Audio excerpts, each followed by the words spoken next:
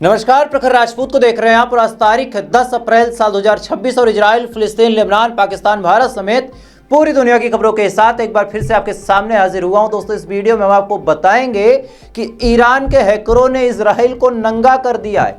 जी हाँ, एक होता है कि कहना कि नंगा कर दिया है, लेकिन इस बार ईरान के हैकरों ने सच में इजराइल को नंगा कर दिया। और कैसे नंगा किया है वो अभी मैं आपको बताता हूं। और साथ ही दोस्तों, इस वीडियो में आपको यह भी बताऊंगा कि पाकिस्तान के अंदर अब बातचीत और नेगोशिएशन के लिए क्या क्या तैयारियां हो रही है। मीडिएटर बन के पाकिस्तान ने क्या क्या कांड किए हैं वो भी अभी मैं आपको डिटेल बताऊंगा। और साथ ही सीज फायर के बीच कौन कौन सी अटकलें आन पड़ी हैं वो भी आपको डिटेल में समझाऊंगा। और साथ ही मस्जिद अल-अक्सा के इस समय क्या सूरत हाल है वो भी इस वीडियो में दोस्तों आपको डिटेल में बताऊंगा। यानी यकीन मानिए दोस्तों, एक ही वीडियो में पूरे मिडिल ईस्ट की वो तमाम बड़ी खबरें बताऊंगा जिनको देखने के लिए आपको दर बदर जाना पड़ता और साथ ही अलग अलग चैनलों पे आपको विजिट करना पड़ता।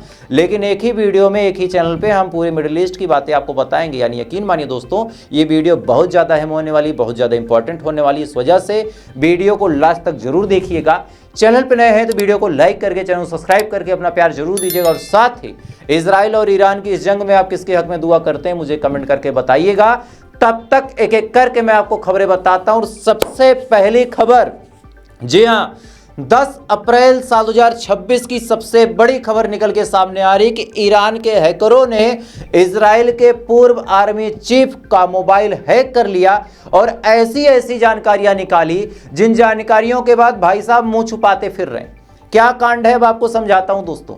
दरअसल कहानी यह है कि ईरान का एक हैकिंग ग्रुप है जिसका नाम है हडाला ग्रुप ने नोटिस किया कि इजराइल के जो आर्मी के लोग हैं और उनके जो हैकर हैं, उनके जो स्पाई हैं, जो मोसाद के एजेंट हैं, जो CIA के एजेंट हैं, जो सिनवेत के एजेंट हैं, ये तमाम लोग अक्सर क्या करते हैं कि लेबनान के लोगों का फ़ोन हैक करते हैं, ईरान के लोगों का फ़ोन हैक करते हैं और तमाम हैकिंग खेल के सेंसिटिव जानकारियाँ निकाल के और उसका इस्तेमाल हमले में करते हैं। अब जैसे ही ये बात पता चली, इसके बाद तो मज़ा आ गया। क्या हुआ सुनिए ज़रा।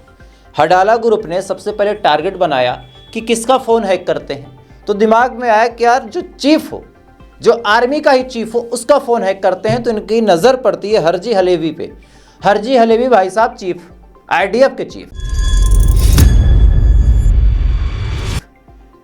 अब इनके फ़ोन में वायरस के माध्यम से और अलग अलग पेगासस सॉफ्टवेयर जैसे न जाने कितने ऐसे सॉफ्टवेयर थे जिनके माध्यम से घुसता है हडाला ग्रुप। और ये कांड करता है ये 2024 में, आज चल रहा है 24 से भी पहले 23 मान लीजिए। वहाँ पे घुसता है, घुसने के बाद इनके फ़ोन का कैमरा एक्सेस कर लेता है, माइक्रोफोन एक्सेस कर लेता है, साथ ही जो अलग अलग स्पीकर वगैरह थे, जो इनके ईमेल थे, जो इनके जीमेल थे, जो इनके व्हाट्सअप चैट थे, जो इनके इंस्टाग्राम चैट थे, वो सब हैक कर लेता है और सारे एक्सेस लेके खामोशी से जानकारियाँ बटोरता है। अब तमाम जानकारियाँ लेते लेते पता चला कि भाई साहब तो बड़े रंगीन मिजाज के हैं। मतलब ध्यान दीजिए, ये अपनी पत्नी के साथ कहीं जाते तो फ़ोटो खिंचाते, कहीं कुछ भी करते वीडियो बना लेते, और साथ ही जब मीटिंग में जाते तो ये मोबाइल फ़ोन लेके जाते। अब ये तमाम जानकारियाँ जब हडाला ग्रुप ने देखी तो कहा कैमरा एक्सेस चेक करो। अब इनकी जितनी तस्वीरें थी, चाहे पत्नी के साथ, चाहे बेटे के साथ, चाहे कहीं की भी, वो तमाम तस्वीरें वो फ़ोन से चुराता रहा हडाला ग्रुप। और साथ ही ये कहाँ जा रहे हैं, मीटिंग में क्या बातचीत हो रही है, क्या डिसीजन ले रहा है IDF, वो तमाम चीज़ें भी ये सुनता रहा।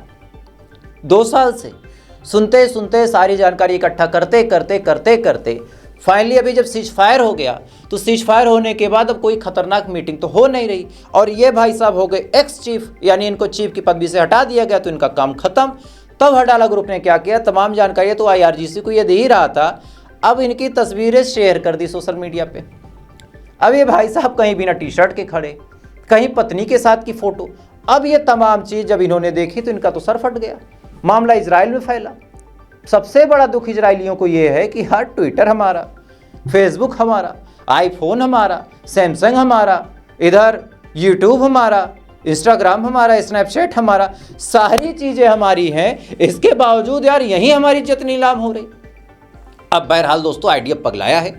पगलाने के बाद खिसियानी बिल्ली खंबा नोचे। जब तक खंबा नोच रहा तब तक मैं आपको एक दूसरी खबर बताता हूँ। और दूसरी खबर निकल के सामने आ रही मस्जिद अल-अक्सा से।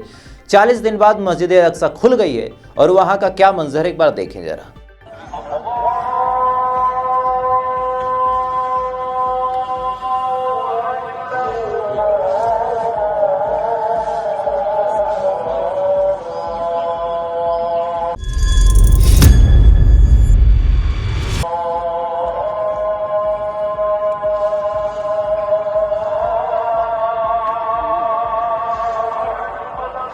इस वीडियो में आप देख सकते हैं कि 40 दिन बाद मस्जिद अल-अक्सा खुल गई है, वहाँ पे प्रेयर फिर से चालू हो गई है और गाज़ा के मुसलमानों के लिए एक बड़ी राहत भरी खबर है। और इसी बीच दोस्तों एक खबर निकल के सामने आ रही पाकिस्तान की कि शुक्रवार को यानी कल, और कायदे से देखा जाए तो आज, क्योंकि अमेरिका और यहाँ के टाइम में थोड़ा सा डिफरेंस है, तो आजकल जो भी दरमियान आप समझे, इस दौरान बातचीत होनी है, नेगोशिएशन होना है। नेगोशिएशन में क्या कुछ होगा इसको लेके कई सारे लोग अलग अलग सवाल अलग अलग जवाब दे रहे हैं, लेकिन पाकिस्तान ने अपनी पूरी तैयारी शुरू कर दी है। 2 दिनों तक सारे स्कूल बंद रहेंगे, यानी आज और कल, ताकि जो लोग आ रहे हैं वो सुरक्षित आ सके, जो लोग जा रहे हैं वो सुरक्षित चले जाएं। और पाकिस्तान की सबसे बड़ी दिक्कत यह है कि पाकिस्तान के लोग भी अमेरिकन सरकार से काफ़ी नाराज़ हैं, क्योंकि आपको याद होगा कि जब ईरान पे हमला हुआ था तो उसी के अगले दिन अमेरिका के कॉन्सुलेट पे हमला हो गया था, और साथ ही कई सारे ऐसे लोग हैं जो फियादीन हमले भी कर सकते हैं। तो ऐसे हाल में पाकिस्तान नेक्स्ट लेवल की सिक्योरिटी बरत रहा है, तमाम तरीके की वो मैनेजमेंट कर रहा है। और पाकिस्तान के लिए ये सबसे बड़ा मौका इसलिए भी है क्योंकि इससे पहले पाकिस्तान ने इंटरनेशनल फोरम पे ऐसी कोई मीटिंग अटेंड नहीं करवाई थी। और अगर पाकिस्तान सीज फायर सफलतापूर्वक फिर से करवा पाता है, चाहे लेबनान का मुद्दा हो चाहे यूरेनियम का मुद्दा हो, इन दोनों ही मुद्दों पर अगर दोनों को पटरी पर ला पाता है तो पाकिस्तान की डिप्लोमेसी काफ़ी हद तक पीक पे चली जाएगी। और यही वजह है दोस्तों कि पाकिस्तान काफ़ी हद तक जुटा हुआ। लेकिन इसी बीच बड़ी खबर निकल के सामने आ रही कि ईरान के न्यूक्लियर के जो चीफ हैं, जिनका नाम मोहम्मद इस्लामी है, इन्होंने साफ तौर पे बयान देते हुए कहा कि हम यूरेनियम के मामले पे कुछ सुनेंगे ही नहीं। इसका मतलब क्या? दरअसल अमेरिका और इजराइल का कहना है कि भाई साहब ऐसा है कि अब सीज फायर हो ही चुका है, लेबनान के मुद्दे पे हम बातचीत नहीं करेंगे, लेकिन तुम्हारा जो यूरेनियम उसको निकालने के लिए हम आएंगे और सीज फायर के तहत तुम हमारी मदद करोगे, हमारी आर्मी के लोग आएंगे और यूरेनियम निकाल के लेके जाएंगे। अब ये बात जब अमेरिका बोल रहा और इजराइल बोल रहा, तो मोहम्मद इस्लामी ने कहा ये तो हमें मंजूर नहीं है, हमारा यूरेनियम जमीन के नीचे दफन रहेगा ये तो मंजूर है, हमारा यूरेनियम तबाह हो जाए, हमारा यूरेनियम ख़त्म हो जाए, ख़राब हो जाए, वो मंजूर है, लेकिन मेरी ज़मीन से बाहर वो नहीं जाएगा। और साथ ही ये भी कहा कि यूरेनियम एनरिचमेंट हमारा अधिकार है, उसको हम करते रहेंगे, कोई रोक टोक नहीं होगी।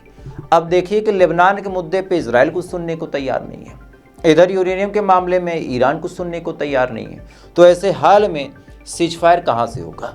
क्योंकि अभी भी लेबनान के ऊपर हमले इजराइल ने ताज़ा किए हैं और मैं चाहूँगा कि उन वीडियोज़ को देखें।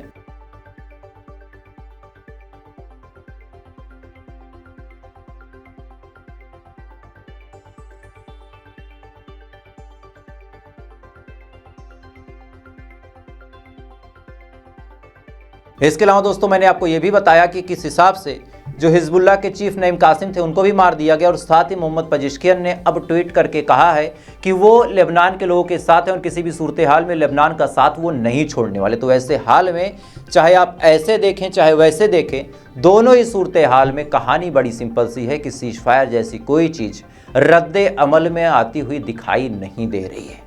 खैर जैसा होगा दोस्तों मैं आपको जरूर बताऊंगा। इस वजह से अगर आप चैनल पर नए हैं तो वीडियो को लाइक कर लें, चैनल सब्सक्राइब करके अपना प्यार जरूर दे दें। बाकी थोड़ी देर बाद आपसे फिर मुलाकात होगी ऐसी किसी खबर के साथ। तब तक आप अच्छे रहें, खुश रहें, अपना ख्याल रखें, अपने देश का ख्याल रखें। जय हिंद, ऊपर वाला आपकी बात करें।